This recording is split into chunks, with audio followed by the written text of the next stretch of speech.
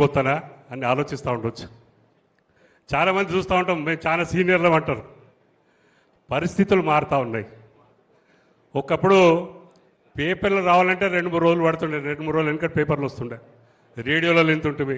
ఈయన వచ్చిండ్రు మెల్లమెల్లగా బ్లాక్ అండ్ వైట్ టీవీలు కలర్ టీవీలు, తర్వాత బోర్డులో గోడల మీద రాతల నుండి ప్రపంచవ్యాప్తంగా ఎక్కడేం జరిగినా కొన్ని క్షణాలలో అంటే సెకండ్లలో తెలిసే మరి పరిస్థితికి ఆ పరిస్థితికి ఇలా వచ్చినాం. ఇంకా ఎట్టి కాలం కాదు. ఇలా నిజం ఇంట్లోకి వెళ్ళి బయటికి వెళ్ళే లోపే, కడప దాటే లోపే అబద్ధం అంతా ఊరంతా చుట్టూ వస్తూ ఉంది. మీ అందరు కూడా తెలుసు, అది సోషల్ మీడియా. ఇలా పవర్ అంతా సోషల్ మీడియా. మరి మనమేం చేయాలి? ఇలా కార్యకర్తలుగా ఈ ట్రైనింగ్ ప్రోగ్రామ్ ఏంది? ఈ ట్రైనింగ్ ప్రోగ్రామ్ యొక్క ప్రత్యేకత ఏంటంటే ఇలా జరగబోయేది చాలా రాష్ట్రాల్లో చూస్తున్నాం. మరి సార్ అని మరి ఇంటెన్సివ్ రివిజన్ ఆఫ్ ఓటర్స్ ఏదైతే ఉందో దాని ద్వారా బీజేపీ మేము గెలవాలి, వేరే అందరు ప్రత్యర్థులు ఎవరు పవర్ఫుల్ ఉంటే వాళ్ళు ఓడిపోవాలి అనే ఒక దురుద్దేశంతో దీన్ని చేపట్టి మరి ప్రత్యర్థి పార్టీలు వాళ్ళందరి ఓట్లు తీసే ప్రక్రియలో వాళ్ళు ముందడికి పోతాను. కొన్ని లక్షల ఓట్లు వివిధ రాష్ట్రాలలో మనం చూస్తూ ఉన్నాం. మరి మన రాష్ట్రంలో క్షేత్ర స్థాయిలో గౌరవనీయులు కేసీఆర్ స్థాపించి 14 సంవత్సరాలు సుదీర్ఘంగా కొట్లాడి తీసుకొచ్చిన తెలంగాణ ఇవాళ మన చేతిలో ఉంది, ప్రమాదంలో ఉంది. దాన్ని పోనిచ్చుకోవద్దనే మరి ఈ తపన ఎవరికి ఉంటుందంటే గులాబీ సైనికునికి ఉంటుంది. మీ అందరు కూడా తెలుసు. 14 సంవత్సరాలు సుదీర్ఘంగా పోరాడినరు.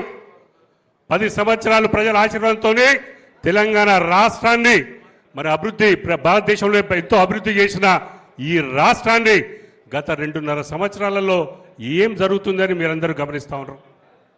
మొన్న ఒక ఆయన ఆంధ్ర ఉప ముఖ్యమంత్రి వచ్చి చెప్తా ఉన్నాడు, తెలంగాణని అయ్యా జాగిరా అంటుండు. 4 కోట్ల తెలంగాణ ప్రజల జాగిరని మన కార్యవర్గ అధ్యక్షులు పెద్దలు ఆల్రెడీ కేటీఆర్ గారు చెప్పలేదు, జరిగింది అని జవాబు ఇవ్వడం జరిగింది. కేసీఆర్ గారు ఉండని రోజులు ఎవరు కూడా కన్నెత్తి చూసి ధైర్యం చెయ్యని ఆ పరిస్థితుల నుండి ఇలా ప్రతి ఒక్కరు మళ్ళా గుంటలు నక్కాలుగా వచ్చి మళ్ళీ ఇలా ఉన్న ఈ ముఖ్యమంత్రి ఆయన ప్రియారిటీస్ వేరు, ఈ రాష్ట్రాన్ని మళ్ళీ దోసుకుందామో లేకపోతే శాసిస్తామని వస్తూ ఉన్నారు. మరి మనం అది కానిస్తామా అని మీకు అడుగుతా ఉన్నా. కానిస్తామా? కొట్లాడదామా?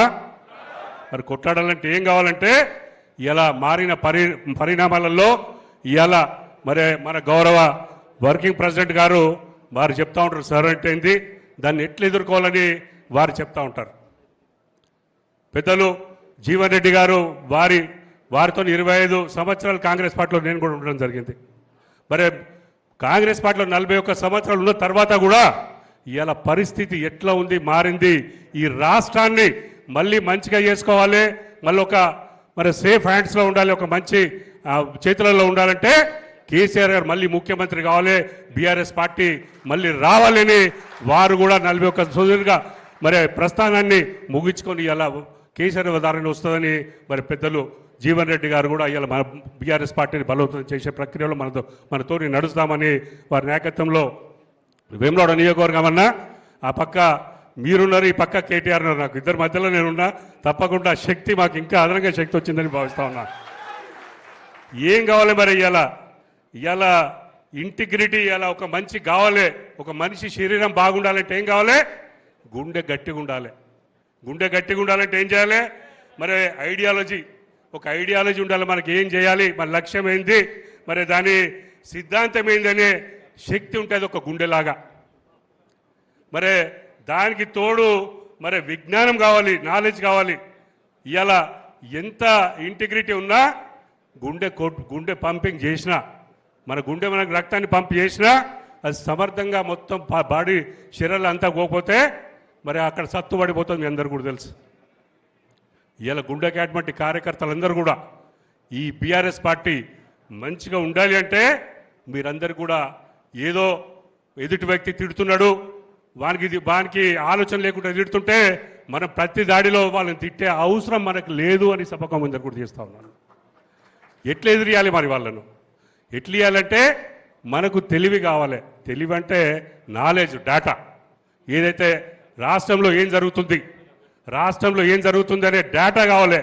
ఇలా 2000ది 4000 చేస్తా అన్నారు, చేసిండ్రా? 2800 మహిళలకు ఇస్తా అన్నారు, చేసిండ్రా? విద్యార్థులకు 5 లక్షల కార్డు ఇస్తా, మీరు ఎక్కడైనా కాలేజీలో ఫీజు కట్టుకొని, చేసిండ్రా? అమ్మాయిలకు స్కూటీ ఇస్తారు, ఇచ్చిండ్రా? ఇట్లా ఏం అంటే వాళ్ళు ఏం మాట్లాడుతున్నారో దాన్ని సమగ్రంగా సంపూర్ణంగా విశ్లేషించే శక్తి మనలో ఉండాలి. అదే ఇలా ఈ ట్రైనింగ్ అంటే ఏదో వచ్చిండ్రు, స్లైడ్లు పెట్టినరు, నాయకులు మాట్లాడిన స్పీచ్ ఇచ్చాడు కాదు. నాయకత్వ లక్షణాలు కావాలంటే గ్రామీణ ప్రాంతాలలో మీరు నమ్మిన సిద్ధాంతాన్ని, నమ్మిన పార్టీని సమర్థంగా తీసుకుపోయి మరి అక్కడ మనకున్న చాతుర్యం తెలివిని పదన పెట్టి వాళ్ళు మాట్లాడడానికి ఓపికగా మరి మెప్పించి ఒప్పించి ఈ పార్టీ మంచిది, ఈ పార్టీ ప్రజాస్వామ్యంలో ఈ తెలంగాణలో ఇదే పార్టీతో అభివృద్ధి అయిందనే శక్తి మీ దానిలో, మీకు ఆ మేధో శక్తి మీ దానిలో ఉండాలి అని మేము భావిస్తూ ఉన్నాను. అందుకే ఇవాళ ఈ ట్రైనింగ్ ప్రోగ్రామ్ ఆలోచించండి. ఇలా ఈ శిక్షణ అంటే ఏదో స్పీచ్లు ఇచ్చడో లేదంటే ఏదో మరి ఏదో చదివి ఏదో మనకు ఉన్న నాలెడ్జ్ ఎక్కడో లైబ్రరీలో ఉంటే సరిపోదు. అందుకని ఇవాళ మరి కార్యకర్త లక్షణాలు ఏం కావాలి ఆలోచించండి. ఇవాళ కార్యకర్త లక్షణాలు ఏం కావాలంటే మీకు ఒక గోల్ కావాలి. నా ఆశయం ఇది, ఈ ఆశయాన్ని మనం దాని గురించి ఎట్లా ఆ లక్ష్యానికి ఛేదించాలి, ఎట్లా పోవాలంటే మీకు ఒక ఆశయం కావాలి. ఇలా తెలంగాణ రాష్ట్రం తెచ్చుకుందామని గౌరవ కేసీఆర్ గారు మరి ఒక మంత్రిగా ఉండి ఎమ్మెల్యేగా ఉండి దాన్ని ఈ తెలంగాణ రాష్ట్రం తెచ్చుకోవాలి. ఎందుకు తెచ్చుకోవాలని వాళ్ళ లక్ష్యం ఏంటంటే ఉమ్మడి రాష్ట్రం ఆంధ్రప్రదేశ్లో తెలంగాణ ప్రాంతాన్ని దోపిడికి కాబడుతూ ఉంది. ఈ తెలంగాణ సాధించుకోకపోతే మన బతుకులు ఎప్పుడు కూడా బాగుపడవని ఆ లక్ష్యాన్ని వారు ఎన్నుకొని ఎంత కష్టమైన వారు ఎంత మరి ఇదైనా వారు ఎందుకు రావాలి అని ప్రజలను ఒప్పించే విధంగా ఇగో మన నీళ్లు పోతా ఉన్నాయి. మన తలాప్కు గోదావరి వాడుతూ ఉంది, కానీ అది 80 మీటర్ల మీదనే ఉంది. 560, 580, 600 మీటర్ల దాకా ఎత్తి పోస్తేనే ఈ మన నీళ్లు, మన బీడు భూములు, మన రైతులు బాగుపడే పరిస్థితి ఉంటుంది అని వారు దాన్ని మనలోకి మరి తీసుకొచ్చారు. అదే కాదు మరి నియమించి, అంటే మేము కూడా ఉన్నాం, చాలా చూసినాము. ఎక్కడో వచ్చి జోన్ 1, 2, 3, 6 అని పెట్టి ఎక్కడో జోన్లో తీసుకొచ్చి ఇక్కడ చేసినారు. ముఖ్యంగా జడ్జిలు ఉండ్రి ఆంధ్ర ప్రాంతంలో అపాయింట్ చేసి రాష్ట్ర వ్యాప్తంగా ఆదిలాబాద్ దాకా ఇటు తీసుకొచ్చి తెలంగాణలో మరి మోసం చేస్తూ ఉంటారు. ఇట్లా రకరకాల మోసాలకు గురైన ఈ తెలంగాణ రాష్ట్రం మళ్ళీ తెలంగాణ తెచ్చుకుంటేనే బాగుంటుంది ఉద్దేశంతో ఇవాళ కొట్లాడినరు. వారి లక్ష్యం తెలంగాణ సాధన. కష్టమైంది, చాలా మంది హీలన వేసినరు, అవమానాలకు గురైనరు. ఏం చేసినా కూడా వారు కష్టపడి మీ అందరినీ తెలంగాణ రాష్ట్ర ప్రజలు కొంతమందితో స్టార్ట్ అయ్యి కోట్ల మందిని మరి వాళ్ళ ఆలోచన చేసి ఇలా తెలంగాణ సాధన 14 సంవత్సరాల సుదీర్ఘంగా కొట్లాడి తెచ్చుకున్నది. ఇలా అంటే మీకు ఒక లక్ష్యం కావాలి. రాజకీయంలో నేను చేస్తున్నా అంటే ఇగో ఇది చేస్తున్నా, నా లక్ష్యం ఇది అనే విధంగా ఇలా గౌరవ కేసీఆర్ గారిని స్ఫూర్తిగా తీసుకొని వారు ఏదైతే ఉద్దేశంతో ఈ తెలంగాణ రాష్ట్రాన్ని తెచ్చుకుంటారో ఈ తెచ్చుకున్న రాష్ట్రాన్ని మళ్ళీ వదులుకుందామా అని మళ్ళొక్కసారి ప్రశ్నించుకునే సమయం ఆసనమైంది. మీ అందరు కూడా తెలియజేస్తా ఉన్నాను. ఇలా సర్రూపకంగా కేంద్రంలో వాళ్ళు చేస్తే ఇలా కాంగ్రెస్ పార్టీ దోపిడీ తప్పితే ఇంకా వాళ్ళు ప్రజల గురించి ఆలోచిస్తలేరు. ఇలా రైతు సోదరులు కానీ మహిళా సోదరులు అందరూ కూడా ఇలా యువకులు కానీ ఎవరైనా ఏమైంది అంటే మళ్ళా గులాబీ జెండానే మాకు రక్షణ అని లోపట బాధ వాళ్లకు వ్యక్తపరుస్తూ ఉంటారు. మరి మన దానికి ఉందామా లేదా? ఏమంటారు గులాబీ సైనికులు అందరూ? మీరు దాని ప్రకారం ఉందామా? జర చేయలేపరు ఉందామంటోళ్ళు. మరి ఇలా మన మీద బాధ్యత ఉంది అని మీ అందరికి మళ్ళొకసారి మనవిస్తూ ఉన్నాను. మీకు తెలిసి అలా ఏం చేయకుండా కాంగ్రెస్ వాళ్ళు మన కార్యకర్తల మీద కేసులు పెడతా ఉన్నారు. ఈ కష్టకాలంలో మనం తట్టుకునే శక్తి మనలో ఉండాలి. కొంతమంది మానసికంగా వింగలాటలతో ఉండి భయపడి లేదంటే ఏదన్నా డబ్బుల కోసం ఆశించి కొంతమంది పోతా ఉన్నారు. పోయినళ్ళు పోనండి, వాళ్ళ గురించి అవసరం లేదు. నేను చెప్తా ఉన్నాను, ఒక బ్రిడ్జ్ మీద ఒక్కదికే వాహనాలు పోతూ ఉంటాయి, మరి ఏం చేస్తారు? ఇంకో పక్క ట్రాఫిక్ ఆపుతారు. ఇలా సంఖ్యాబలం మన దగ్గర ఉన్నా మానసిక వికలాంగులందరూ కూడా ఎవరు పోతే వాళ్ళని నేను చాలాసార్లు చెప్పినా. నేను కూడా అరే పోయేటోళ్ళు దండం పెడతా బాబు, మీరు ఓంటి మానసిక వికలాంగులందరూ కష్టపడి ఈ తెలంగాణ రాష్ట్రం కోసం కేసీఆర్ సైన్యంగా గులాబీ సైన్యంగా ఉండి ఇలా మేము కొట్లాడతాం, మళ్ళా కేసీఆర్ గారిని ముఖ్యమంత్రి చేస్తా అనే ఆలోచనలు ఇక్కడ ఉండాలి అని మళ్ళీ చెప్తా ఉన్నారు. వాస్తవంగా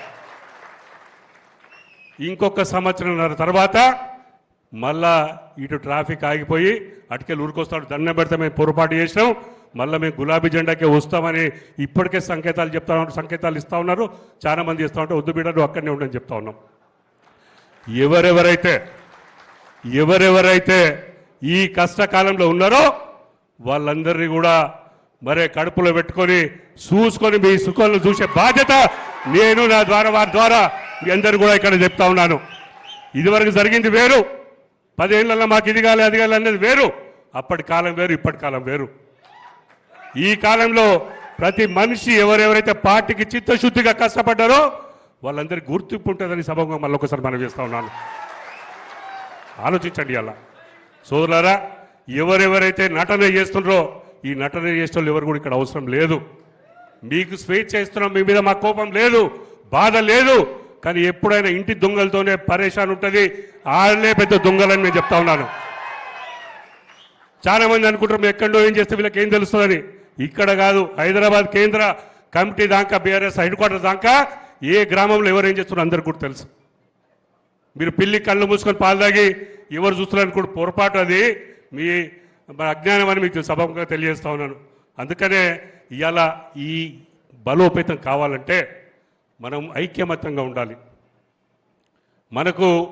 మన లక్ష్యాన్ని పెట్టుకోవాలి, దానికి అనుగుణంగా తయారు కావాలి. ఇవాళ ఈ ట్రైనింగ్ ద్వారా మీ అందరు కూడా మరి ఇవాళ కొంచెం నాలెడ్జ్ కనిస్తుంది. మీకు పుస్తకాలు ఇచ్చిండ్రు, ఇవన్నీ ఇచ్చిండ్రు, ఓటర్ లిస్ట్ ఇచ్చిండ్రు. మన ప్రథమంగా జూన్ 25 నుండి జూలై 24 వరకు ముఖ్యమైన దినాలు ఈ నెల రోజులు. ఈ నెల రోజులు బూత్కు ఎవరైతే మీకు ఈ బాధ్యత ఇచ్చిండ్రో ఈ బాధ్యతలో ఉన్న వ్యక్తులు కూడా మరి ఏ పొలం పనులు ఉన్నా, వర్షాలు వచ్చిన ఇవి ఉన్నా కూడా మరి బిఎల్ఓ అంటే బూత్ లెవెల్ ఆఫీసరు, మీరు BLA booth level agent. BRS party తరఫున మీకు గవర్నమెంట్ తరఫున మీకు ఒక ఐడెంటిటీ కార్డు ఇస్తారు. అది వేసుకొని మీరు ఏదైనా ప్రశ్నించవచ్చు.